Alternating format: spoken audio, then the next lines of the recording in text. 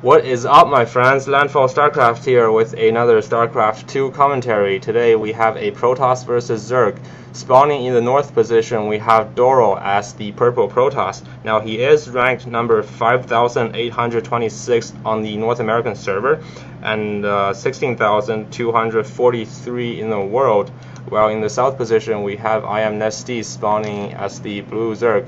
I know it says Saga Gaming A in the name overlay, but it is actually IMNesTea.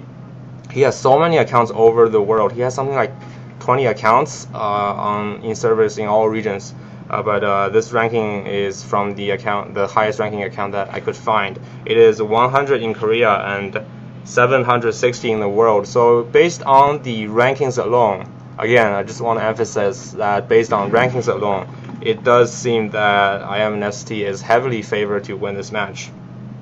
This is a match series of 3 games played on Battle.net. Not sure if it's part of any competition. I don't think, because I could not find any information that would suggest that it is part of some kind of a tournament. Interesting to know that for the longest time, I thought that the gaming group IM is just a bunch of really egocentric people, like I am Nestea or I am MVP. But I've only recently learned that IM actually stands for Incredible Miracles. So despite my erroneous belief, it is not a bunch of how should I say this, self-centered jerks, I guess. Yes, that is not what they are, because it is Incredible Miracles. So also interesting trivia, IMNesTea chose his name Nestea because he had a bottle of Nestea on his desk while he was making a Battle.net account.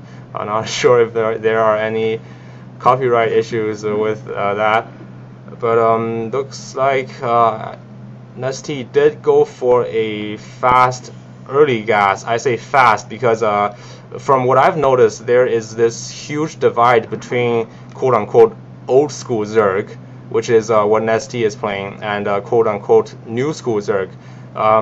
If you watch some of the Val Spanishiwa interviews, he will tell you why he opts not for a early gas as Nestea has done, but a incredibly late triple or sometimes even quadruple gas. And that is because this new school, quote-unquote, new school Zerg of play likes to heavily drone up first and get that 2 queen out as fast as they can. So that way they have a much better economic advantage, and then take all those gases at once. And should the need arise, they will just rely on an extra queen here or there, or a couple of spine crawlers for defense. And looks like Nestea's first queen has vomited larva and is making her way to E natural. Relatively early expansion, always good to have that economic advantage up as a Zerg, because their unit is not as, I would say, resource efficient as that of the Protoss. Now Protoss is going for a 3-gate, so it looks like he is going for a 3-gate expansion.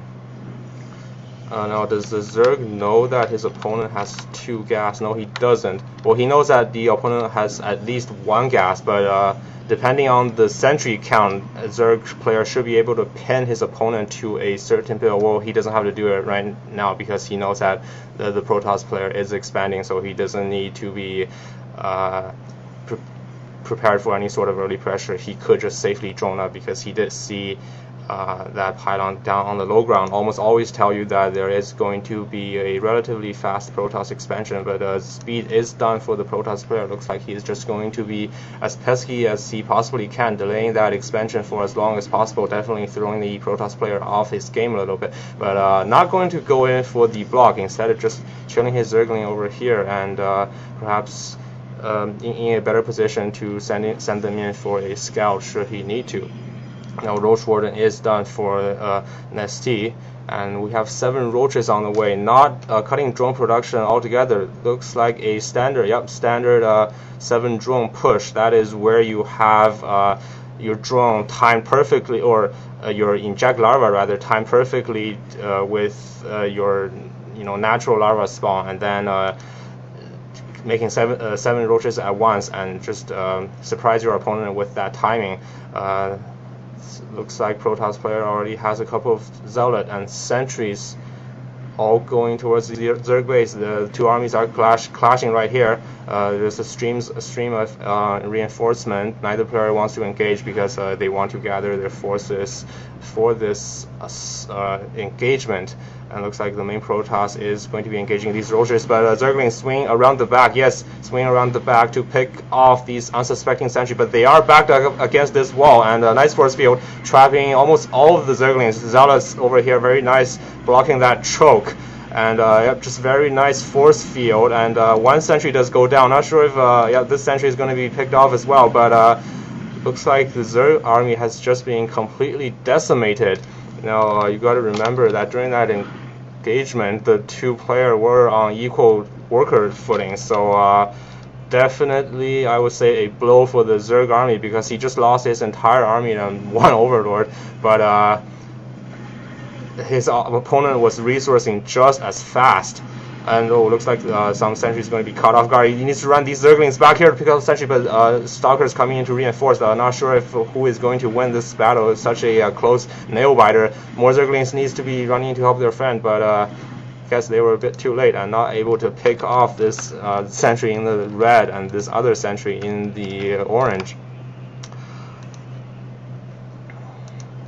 Protoss player know that he has forced his opponent to make a lot of lower tier units, so getting that photon cannon not a bad choice, just because look at this, there is already a Zergling run by, and if you don't have some sort of unit there to defend, the opponent can just click attack and then just leave them there, not have to worry about any sort of micro, but this cannon is going to be deterring any sort of harassment. But looks like this Zergling is just going to be scouting. Not seeing, but he does see the 4 warp gate, so immediately throwing down 7 roaches as a result. Very nice reaction right there. Needs to be running these overlords away, or else he will be supply block. We see that he is only about not even 20 supply ahead, so needs to be saving those overlords. What is this drone doing? Just saying, I don't want to live anymore. Perhaps a bit intimidated by that Protoss army, but I mean, look. As a Zerg player, he really doesn't have that many forces right now. He has a lot of eggs queued up, but I mean, this 4 warp gate push, not sure what is going to become of that. Looks like the Protoss player is just doing some sort of pressure while he safely gets up his robo. In the unit counting station, we see that the two players are on equal economic terms here, which is very bad news for the Zerg. I would say right now the Protoss player is in a commanding lead, because he has almost the same amount of worker. Well, we just saw that 7 drones pop off, so the Zerg player is just taking that economic advantage, but for the longest time there they were on equal footing. He definitely has a superior army, and he just finished his robo.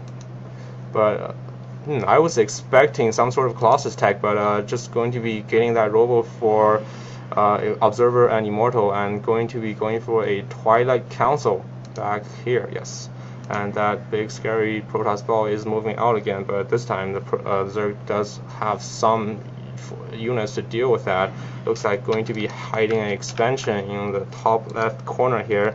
There's a Protoss player does not know about this as of yet, and IMNesTea is going to be going for a Spire attack.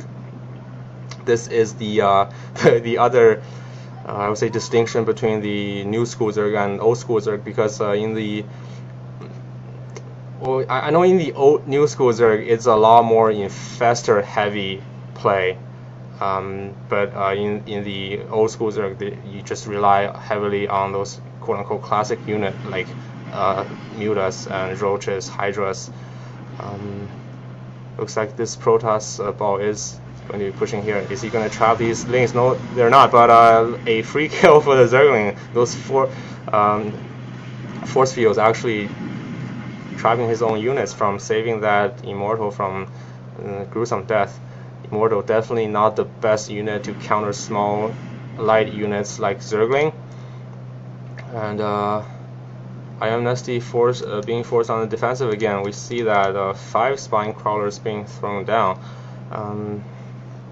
Protoss player at this point should really be sending, like a drone everywhere just to check for expansions, because if he lets this IMNesTea third expansion hit an expo running for too long, then he is going to lose that economic edge. And looks like Nestea is not doing not microing this hatchery to have their spawning workers go to the mineral patches. 13 mutas on the way, not sure if they will come out in time. Tons of force fields. Looks like he is trying to whittle down these spine crawlers. Not sure what exactly was happening there. Wow, we have 11 mutas on the way and 4 more, already on the field, and 3 more coming. Not sure if he'll be running them in to do some sort of harassment or just engaging this army head on. And we do see that one lone zealot moving towards the Zerg Expo. Look like Doro is going to know about this Expo of the Zerg that has not really been mining yet. So far it's just like a really heavy paperweight, not a lot of saturation. And this queen does get picked off. Looks like the Muta is going to be flying into the main base, but this huge scary Protoss ball is moving into the Zerg natural, and he already has blink, but these Mutas can't be focusing on these stalkers, rather he should be focusing on workers. But I mean, this unit, heavy unit composition for the Zerg Protoss, Zerg army is slowly whittling down that natural expansion of the Zerg, and hatchery does already fall. He already knows that